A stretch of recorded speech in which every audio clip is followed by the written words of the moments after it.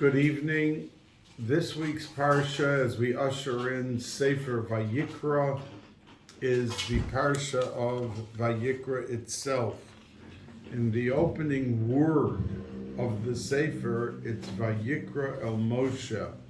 And there's a small aleph, which on the day when he was 3 years old, the Tzemach Tzedek, he was to become the Tzemach Tzedek, the third Lubavitcher Rebbe, and he lived from around 1790, 1789 until 1850 something.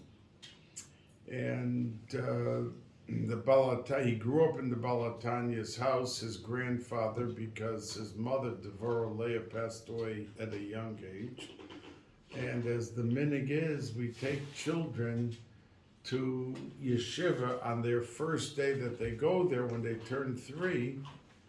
We take them wrapped in a tallis, and we have a cake with the letters of the Torah on it, the Aleph base, and it's like the beginning, and all beginnings have to be good. All beginnings have to be solid. Like it says that when we lean on Rosh Chodesh, the Parsha in Pinchas, it's Es HaKeves Echad Tasev HaBoker, but in Titzav it says Es HaKeves HaEchad Tasev HaBoker. One place there's a hey, and one place there isn't. So Reb Chaim Briska said, because the halacha is that we brought every day of the year the Tamid Shel Shachar and the Tamid Shel Ben Arbayim. That corresponds to our Shachars and our Mincha. And it was brought every day. Weekday, Yom Kippur, Shabbos, it was brought every single day.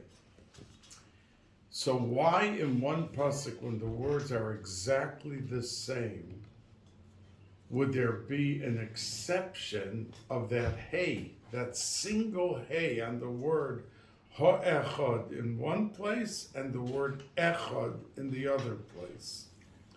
And Reb Chaim said, because the halacha is that if, let's say, one day they didn't have the proper animal to be makriv, let's say the Tamid Shel Ben Arbayim or the other one, you were allowed to. In other words, one was not dependent on the other.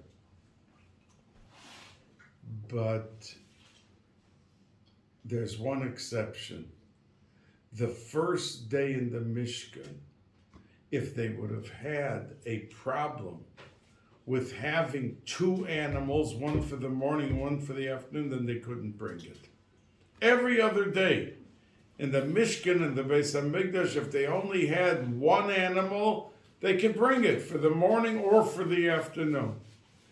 But the first day when it had to be brought, the first time, it had to be perfect, because beginnings have to be in order and the foundation has to be solid and it has to be in perfect form.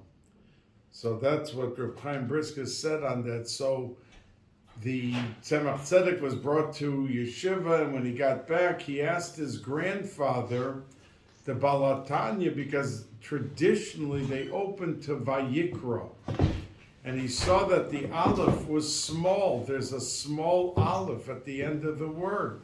Why is it? And he gave a discussion, and years later he repeated everything his grandfather said. He was only a 3-year-old child, and they didn't think he understood it, but he repeated it perfectly, and he understood every single word. The difference between Vayikra, there was a debate between HaKadosh Baruch Hu and Moshe Rabbeinu whether there should be the aleph there or not, because the word Vayikra is spelled with an aleph. And that's the way HaKadosh Baruch Hu wanted it, because it shows a tremendous level of love. The regular word Vayikra. But Moshe Rabbeinu only wanted the word Vayikra without the aleph to be written, because he didn't want such a public display of love for him in front of the rest of Klal Yisrael. He felt that this was not the way that he wanted Ledoros in the Torah. It should be written that like put him on a pedestal and put him on a level of prominence. So they made a pshara, a compromise. And they simply made, the aleph went in, but a small aleph. Only a small aleph, and that's how in the Torah, if a Balkore if a sofer would write a Sefer Torah with a regular aleph, then it's not good. Because that's not the Masorah. The Masorah is that the aleph has to be small. Now, Vayikra ushers in the whole inyan of karbanos, of sacrifices. And a sacrifice is called a korban because it means from karav, to bring close. That means a Jew who made a mistake, let's say, and he leaned up against a light switch on Shabbos.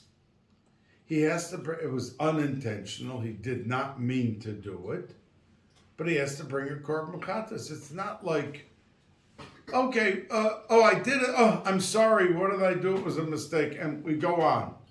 That person had to bring a korban to the Bais Hamikdash and had to bring a korban chatas. And it's a vehicle of getting us closer to HaKadosh Baruch Hu, and it's really the cementing factor of the Mishkan, and it's the cementing factor of the two Batei Mikdash. That means everything was centered around the korbanos, which we brought in the Bais Hamikdash or in the Mishkan.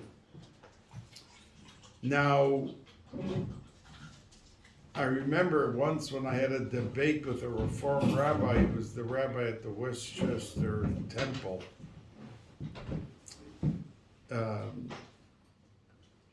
He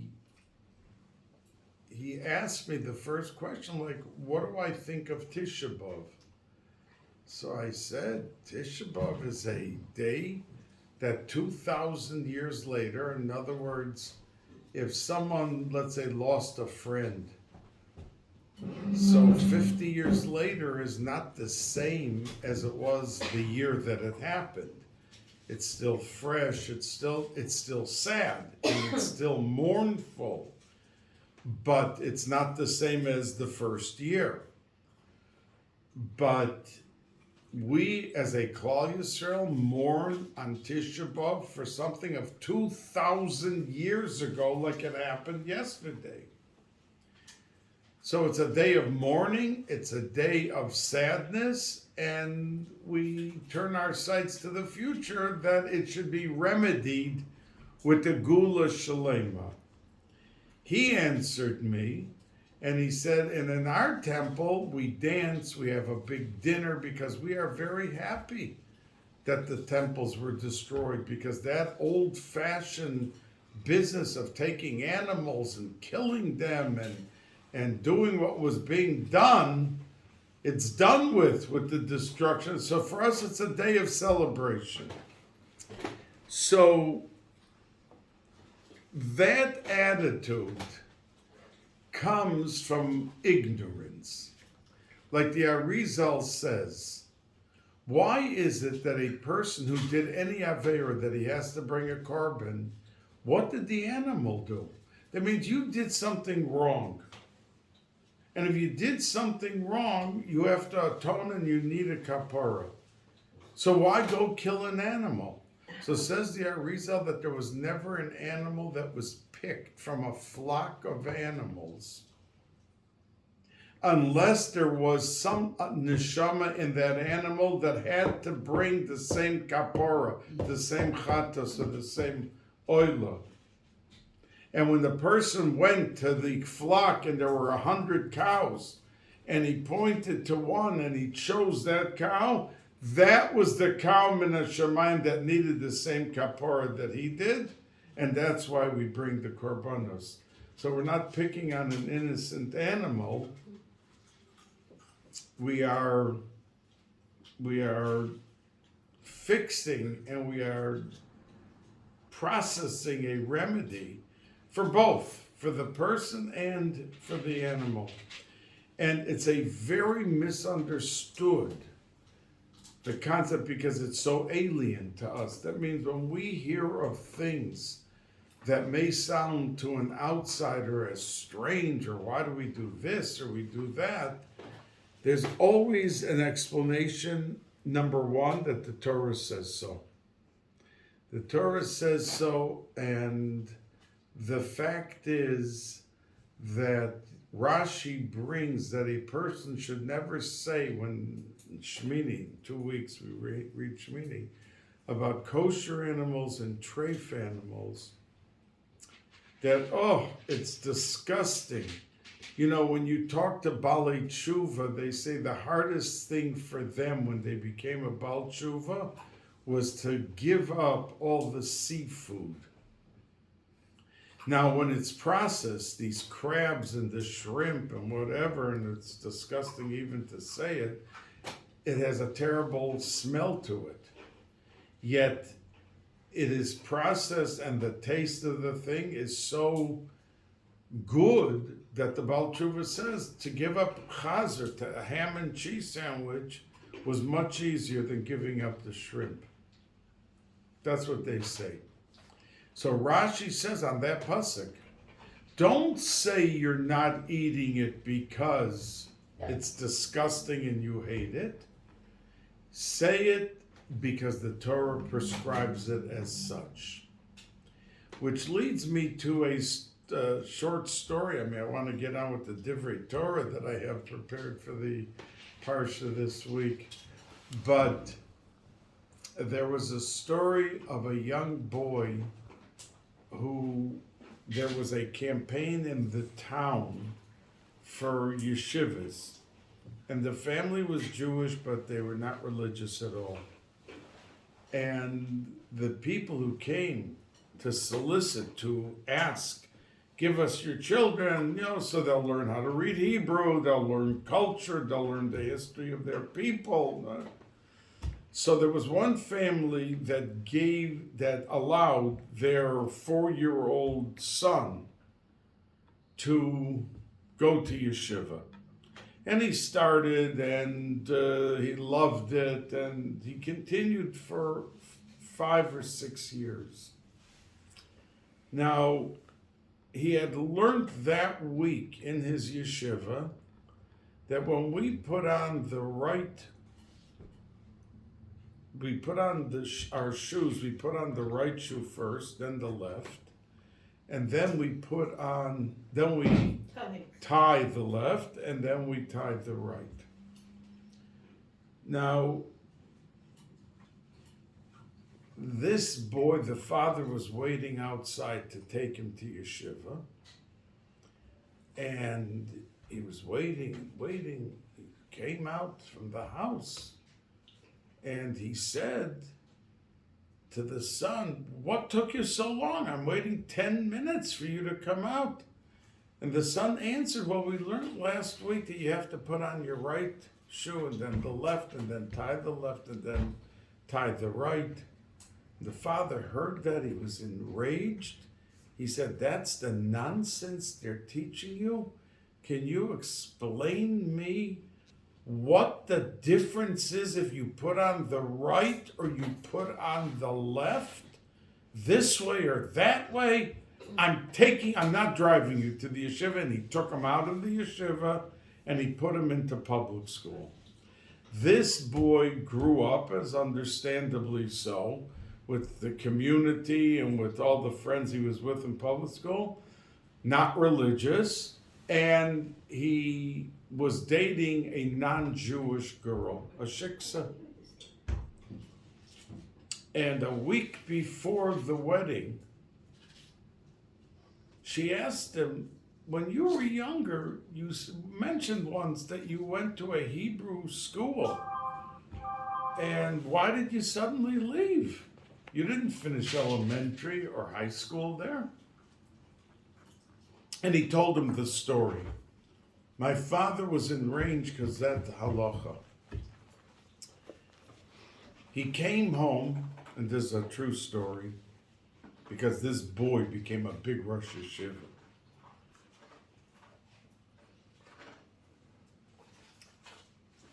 And he came home and he's thinking about the conversation with his bride-to-be a week later. And he's thinking about the days he was sitting in the yeshiva and how they were davening. And it brought back to mind the whole, he reminisced. And he said, you know something, I'm a Jew, I cannot marry her. And he called her and he said, I hope you'll forgive me sometime in your life, last minute before a wedding to break it off, but I can't marry you, you're not Jewish. She said, but you're not even religious, you don't keep the religion, right? Yes, but something with your question kindled me. And they broke it off, and a week later somebody spoke a shidduch for him, and he has children and grandchildren and everything. A regulator became completely frum, and he became a Rosh Yeshiva. The point I want to bring out is that things that look to us senseless, we know that when Avram Avinu said to Lot, if you want to go to the right, I'll go to the left. And if you want to go to the left, I'll go to the right. With that, he etched into the essence of Klal Yisrael the power of taking a dot on a Hebrew word and putting it from right to left or left to right. We know it says aser to aser. You should give 1/10 of your money to tzedakah. And the Gemara darshans, aser bishvil shetisasher, that the dot goes from the left onto the right. So that was mashrish, that implanted in the mitzias, the mahus of Klal Yisrael, the ability to uproot and to be able to effectively instill a complete different path for the person. And that's how Mekubalim explained the right shoe with the left shoe. Great detail and depth to something that somebody on the outside, what difference does it make? The right shoe, but it made a difference, because that dot on the right versus the left made the whole difference for Klal Yisrael. So that's what the korbanos entail. To us, it looks we're taking an animal and we're getting a kapara, and that's part of the essence of Klal Yisrael. That's the avodah of the Mishkan. It's the avodah of. And on that, the Rambam in Moreh Nevuchim says that the whole reason that we have korbanos was because there were many goyim who, like in Mitzrayim, who used to turn into the animal, turn it into an avodah zarah, like the teleh, that it was taken, the sheep, and that's what we gave for the Korban Pesach. We shechted it, and says the Rambam that the whole reason for the korbanos was to take us out of the category of those and to show that we are not part and parcel of those who believe such a thing. That in India, the Rambam writes that they go, he gives an example, that they are, the sacred cow, that they believe in deitizing the animals. Hindu. But, excuse me? The Hindus. The Hindus, yeah. Well, he says Hindu, and that's referring in Hebrew. It's referring to India. And the Ramban on that, you look in this week's Parshat, in the Ramban, in the beginning, and I don't want to use the word attack, but he says it's divrei havola, it's really nonsense what the Rambam is saying, and that's the word he uses. Because we established an entire ummah, a nation, with only the idea to not be like the Goyim. And that's why we bring korbanos. He says, the Ramban says, look at Noach. There was no avodah zarah of animals. By the time of Noach, he was makar of an animal. Cain and Hevel, there were no animals that were avodah zarah. And they were makar of a korban.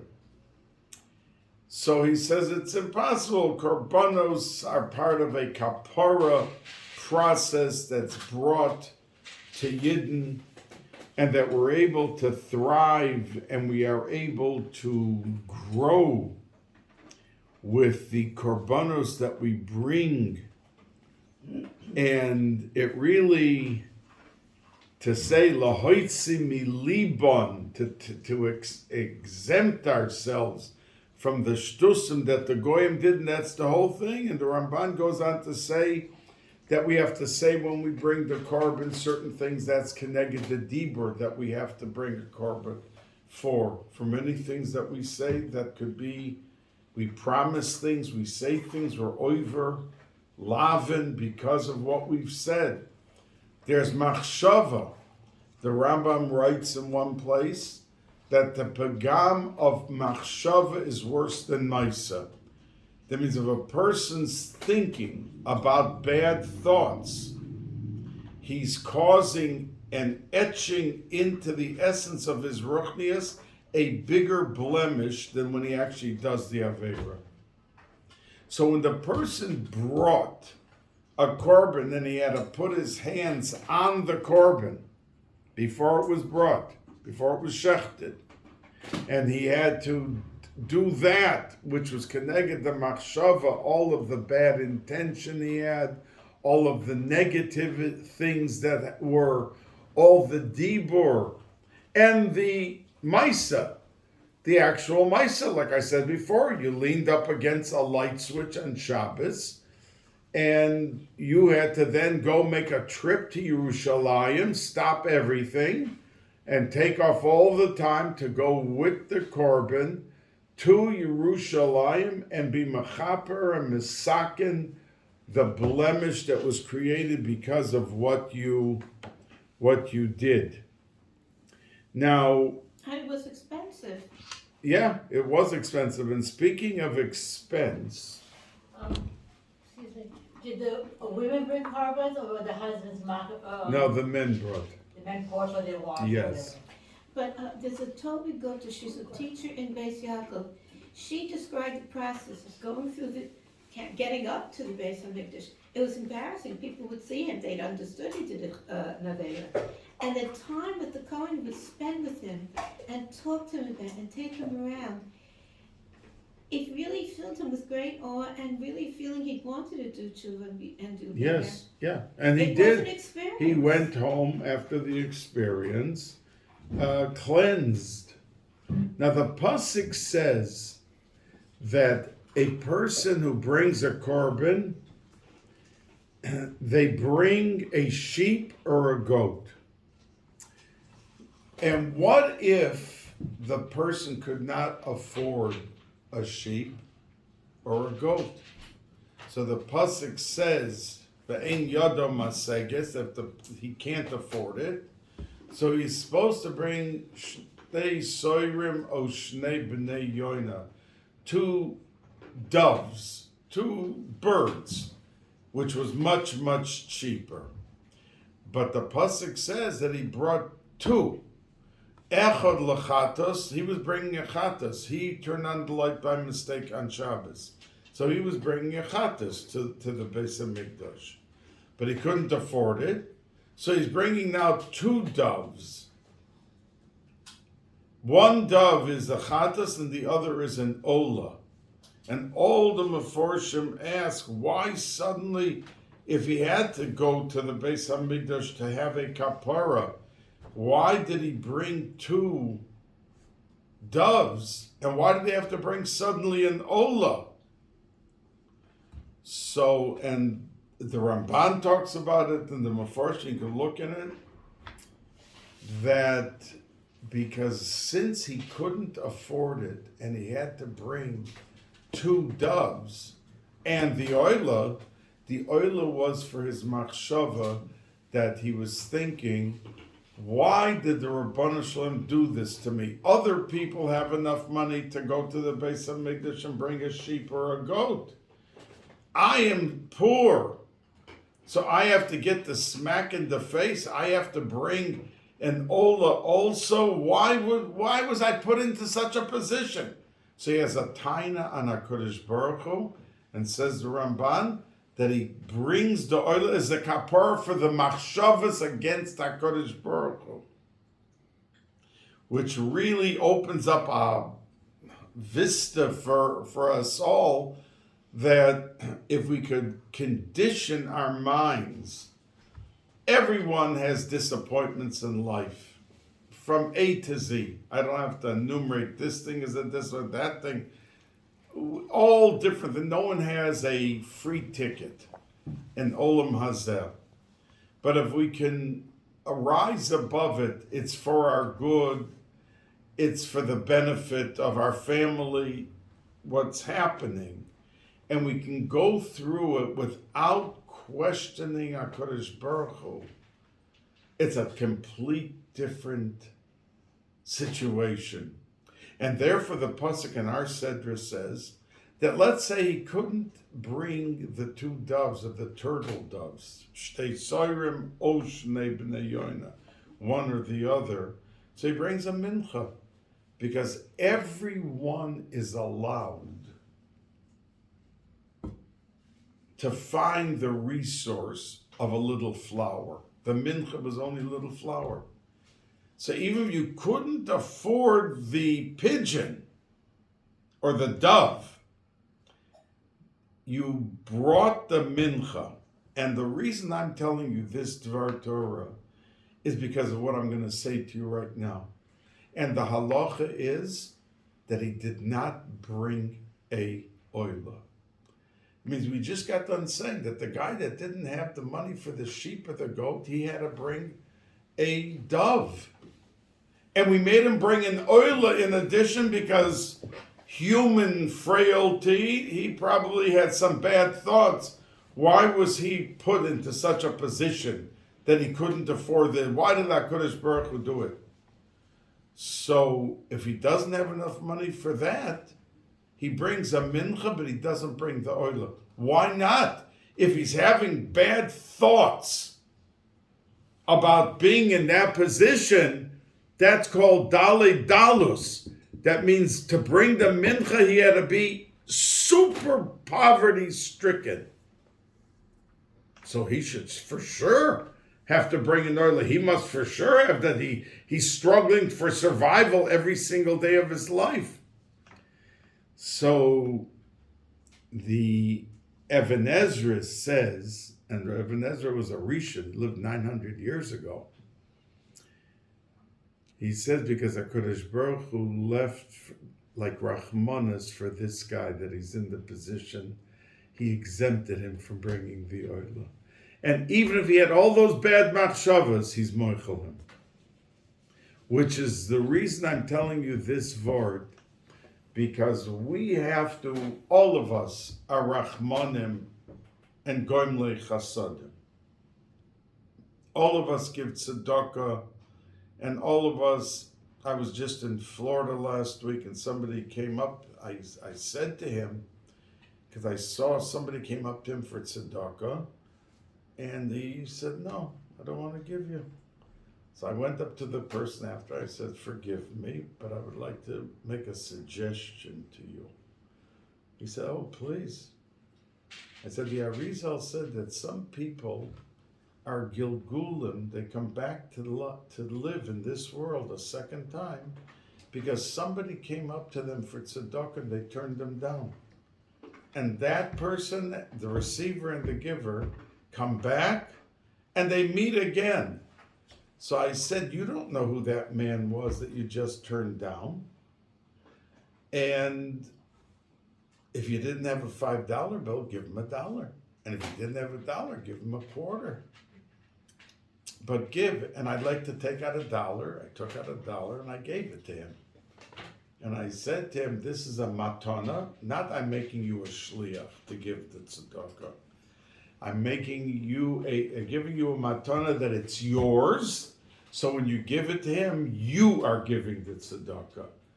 And he smiled, he thanked me, he took the $1 and he went over to the other person. So he came back to me and he said, but some people don't need it. So I said to him, listen, if someone doesn't need it and he's walking around asking for a nadava, he needs the tzedakah, probably he's sick, and he needs the compassion or the money, whatever the thing is that's driving him to do it, we have to.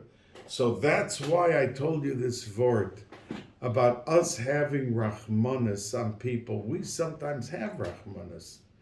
And most of the time we do. When we hear a story of someone struggling this, and we want to help. But sometimes we throw out much of the schus in our attitude. In other words, we give the money and we think, well, I just gave you the money. What else? We embarrass the guy, we yell at him, so we take away the packaging of the mitzvah, that it's not as pure and with the full luster and the ribbons and the bows and the everything that looked so beautiful in the Ma'aseh Tzedakah, in our attitude and how we deal. And that we learn from this mincha, that HaKadosh Baruch Hu said, no, you're in the bottom of the totem pole. I don't want an olah from you. And even if you had bad machshavas, I have rachmanis on you. Now, the pasuk says, Asher nosi yecheto, that if the king made a mistake, he said to do something, the Jewish king, and it was a mistake, and it was an aveira at the end, but it was b'shogeg. He thought that he was directing properly.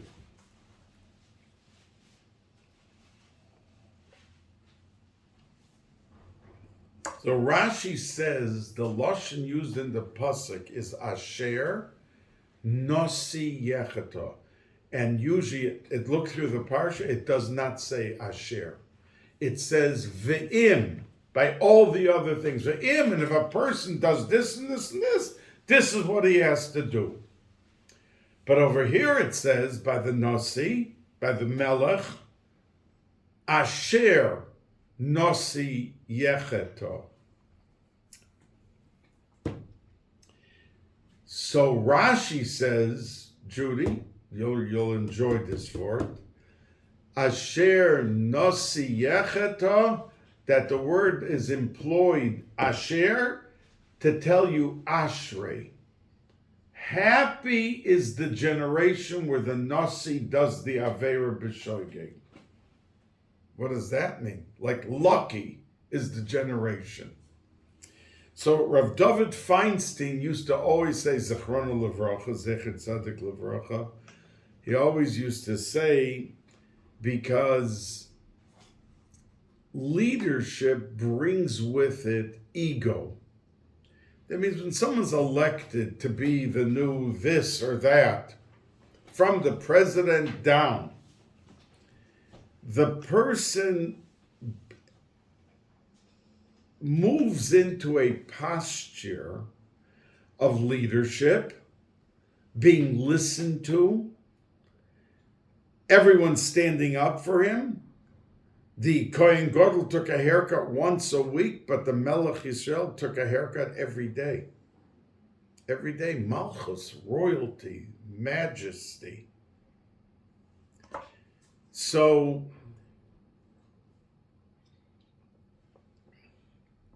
if, let's say, in most cases, a leader discovers he made a big mistake, he's not ready so fast to jump and to say in front of 200,000, yeah, well, I did make a mistake and I apologize.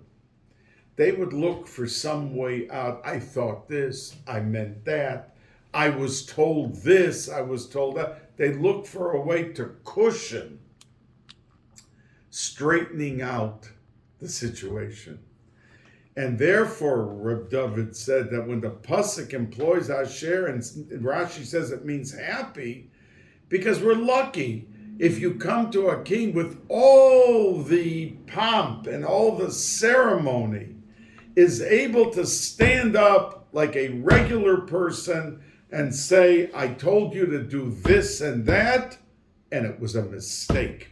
And I'm bringing a korban now to the Beis Hamikdash. Now, other Mefarshim say that that's not really the idea that we want to convey, but the idea was that many wanted to do a new approach. That means he came in and he said, the past has been this and that, but when it comes to the Torah, we can't look for new approaches.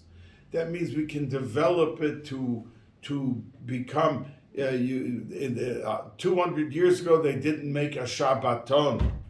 And today they make it to revive and to uplift and to encourage and create atmosphere. So there are new approaches, but it doesn't touch on the essence of Yiddishkeit.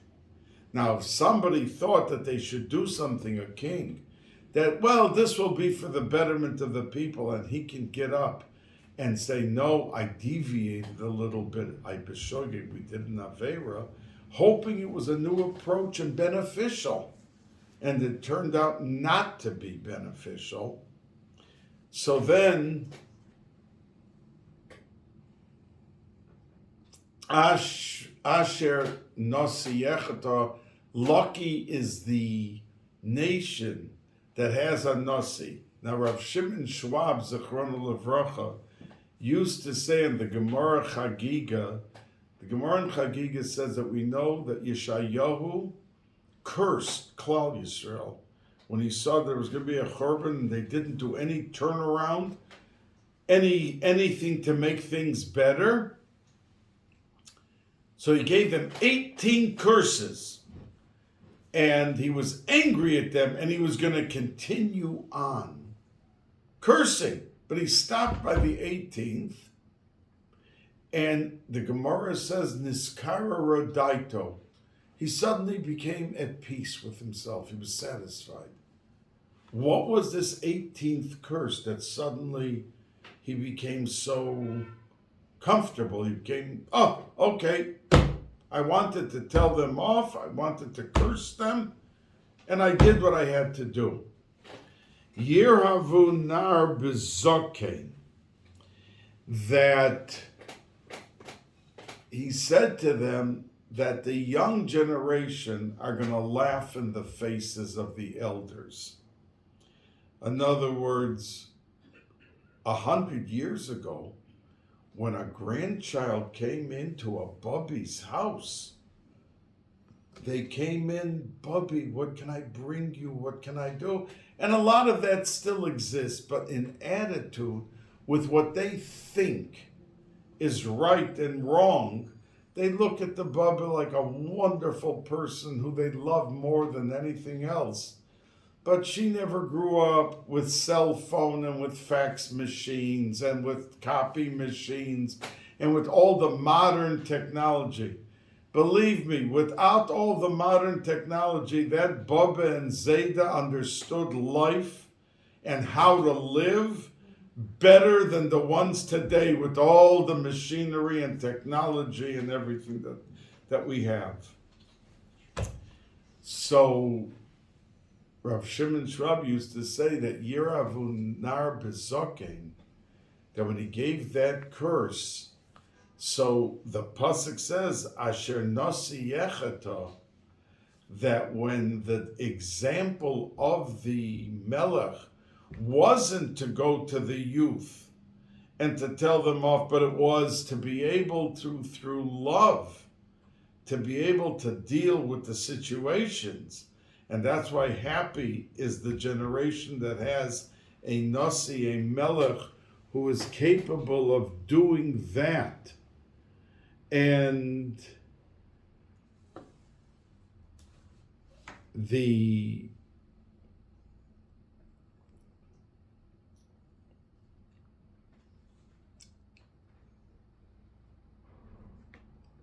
there is an interesting word. Sometimes it's a little bit hard for us to accept it, but the halacha is on the pasuk in this week's Sedra that says that if he did v'lo yoda v'nosa avono, Rashi says that pasuk is going on a suffix chorus.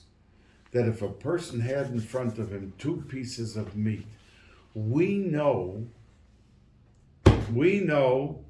that in a kosher animal, there is a section that has chaylev, certain fat, that if a person eats it, it's not like he eats a treif meat. He gets a isser chorus. He gets a penalty of chorus, which is much more severe. And that's why I always say to someone who says, well, I ate all those treif steaks, so I have a lav. I have like a yeshiva boy who deviated and he was eating a treif steak. So I said, no, you don't have a lav, because if you're eating a treif steak, they could have some of the chaylev, some of that fat, that there's an isser dioraisa of chorus. So it's not so simple. It's like eating chametz on Pesach or eating on Yom Kippur, just to put it into perspective. So the halacha is, Rashi says that this is going on a suffix chorus, that somebody was standing in front of 2 pieces of meat and he thought they were both kosher. He thought they were 100% kosher and he ate them. Then he found out that there was a question that one of them was chaylev, was absolutely treif. You could not eat it. He did it b'shoigeg. He thought, for whatever reason, somebody told him or whatever, that it was kosher. But the halacha is that he has to bring a korban for kapara. Now, most of us would say, why does he have to bring? I mean, he had no question in his mind when he ate the 2 pieces. And if he ate 1 piece, that's the suffix, and that's what we're talking about. That maybe, well, one was definitely, he found out later. But when he ate it, he picked up pizza and he ate it, he thought he was doing nothing wrong. So why should he have to bring a kapara? So it's a far-fetched example. I once heard Rabbi Frand use the example. And he said, when a person makes mistakes and does averis, it's because it's not etched into the essence of him that it is so unthinkable, he hasn't trained his mind, that he would never come to such a mistake. And he said, his example was, did you ever see somebody run out of their house in the morning with their talis and tefillin in their hand, and they forgot to put on their pants? And a person said, well, I forgot this, I forgot that, but I never ran out without my pants on. I went out. So when a person goes Shabbos morning into a bathroom, half asleep, wash Negelvasser, goes in and turns like, oh, what did I just do? It's Shabbos today. I forgot. I got out of bed. I'm half asleep. He said, because Shabbos didn't permeate with the fear and the love that it should have, to such a point. I mean, if a person had a newborn baby in a little cradle right next to his bed, would he get out of that bed and step on the baby by mistake? Because he would be trembling as he got out of the bed not to come near the baby. And that should be our Shabbos. That we should be able to have it put into our minds and our hearts. inculcated so thoroughly that there is the shaking position that we have of Chas v'Shalom crossing the line and doing something which could violate. Now we're all human and things happen, but that's what the Meforshim say, why this person who innocently thought they were both kosher, he picked one, he ate it, and then he's told, you know that there's a question that one of those two was chaylev? Uh-oh, you gotta go bring a kapara. You have to go bring a korban. Why should I bring a korban? I thought I was innocent, 100%. Absolutely. But why did you come to it that you didn't check it out before you put into your mouth? Why didn't you go the extra step? You know, people say, someone asks someone, why are you eating that cake or that candy? How do you know it's kosher? There's no oh, you or okay on it. Oh, because this and this person said so. Now, if it was a question that's coming, somebody came up to you and said, you know, there was an alarm posted that some poison fell in to the cakes of that bakery, that company. And they don't know which cakes it fell into. That guy wouldn't, and it's poison. A person could die from it. He wouldn't be eating the cake. He wouldn't be eating the cakes so quickly. But you know, Rabbi Balkany, there are really cases where people forgot that they had a child in the back seat fallen asleep, or a bus driver. He didn't realize that there was a child asleep. And in most cases, they're still not with murder, but they're charged with manslaughter. Second degree, third degree, whatever it's called. But that person, Sometimes you forgot that a child. No, Listen, sometimes people get to no that one time is accusing. and nobody puts them No one in is jail. accusing them of killing a child. But on the other hand, the fact that they were not shaking, putting a child into a car, and not really, did they forget their purse? You know, Did it they? can happen, especially if, let's say, a mother takes it all the time. There have many cases among the Haredi. Their mother takes it all the time, but this time she had to go to her husband. Her husband was going to call him back again. He forgot that he has a child, and it really happened. It happens sometimes. And I think what that's you're fine. saying is accurate, but it is not conventional attitude to just push it off. Well, she forgot. There's a dead child here.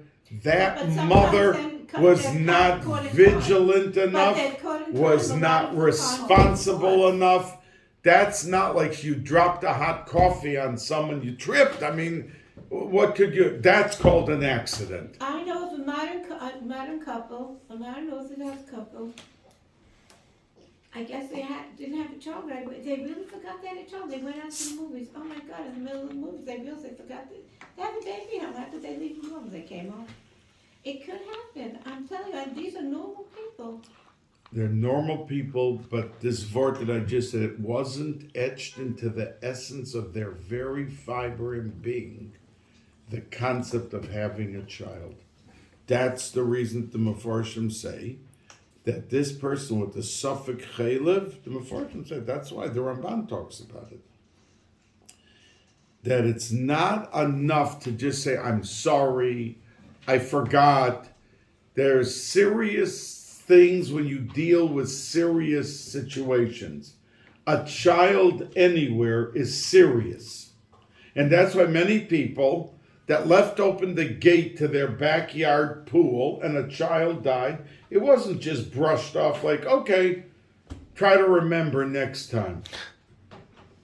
But they were held accountable. Rabbi Balkany, do you remember in Muncie where a lot of the people have been eating chicken? They sure thought it was kosher, but then an Asian inspector from the New York State Department saw, how come I have all these wrappers in the garbage? Where are those chickens? And I have a kosher chickens here. And it turned out people had been eating non-kosher. Were the people innocent? Well, I don't know what to tell you. The answer is yes. I don't believe The answer is yes, but they had to throw out all their dishes. Yeah, but they were innocent. But they had to throw out their dishes. Okay, So if they but were not so doing that. innocent, like why shouldn't I be able to kasha or No, but do not- this and do okay, that? but that wasn't. Besides kashrus, your example, it's timtum halev. Metamtim delev, and on the radio one Motzoi Shabbos when I had call-ins. I cut out the call-ins. But there was a time that we had people calling in the last 40 minutes. So a lady from Muncie in that story called in and said, I went through the concentration camp. And even though I was allowed to eat treif, because it was a question of survival, it was survival. At the thin hair of life and death, right or wrong, I never put treif in my mouth, and I was at the brink of death every day. And I never, ever, ever put a treif in. Then I moved to Muncie with 50,000 from Yidden and Yeshivas and Mikvos and everything. And I find out that for 3 years I'm eating chicken or whatever it was. It was meat or chicken. No, it was chicken. It was chicken. Okay, and I was eating it, and so she asked me on the radio. I know that in Shemayim I was innocent. There was a Rav Machshir. There was a person who came in every week to make sure everything was good.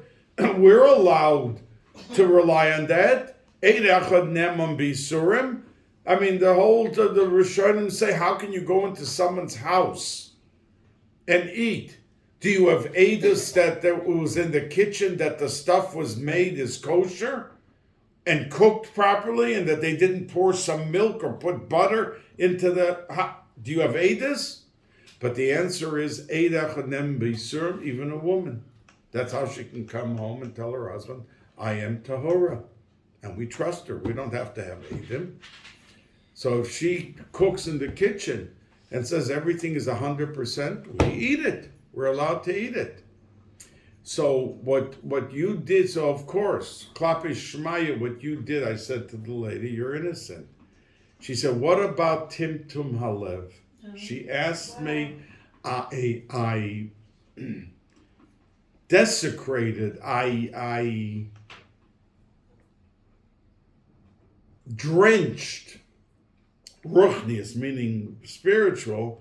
It says by food, if you eat treif food, no other aver. If someone's mechal Shabbos, they have the avera of chil Shabbos.